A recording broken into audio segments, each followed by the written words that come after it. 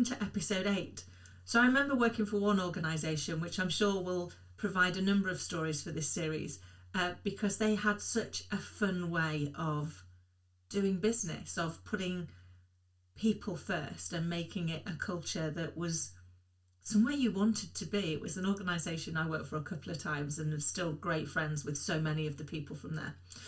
But this particular story, this particular memory, was of a day that they asked us to help raise charity. And we spent the entire day between dealing with customers and clients also being wish fairies.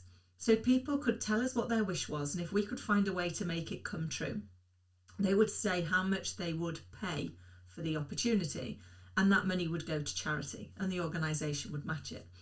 So we had things from borrowing the CEO's Porsche for the day, all the way to phoning up Stelios and seeing whether or not we could get him to go and say hello to a couple of people who were coming back from their holidays.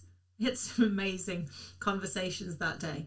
But I also remember every time we actually made a wish come true, having to tootle over to that person's desk and cover them in fairy dust and wave our wand. I remember thinking at the time, seriously, Kim, you're supposed to be a leader. And is this really what you're due to be doing for the day? Dressed in fairy wings, throwing fairy dust at people. But it was an amazing day and we raised so much money.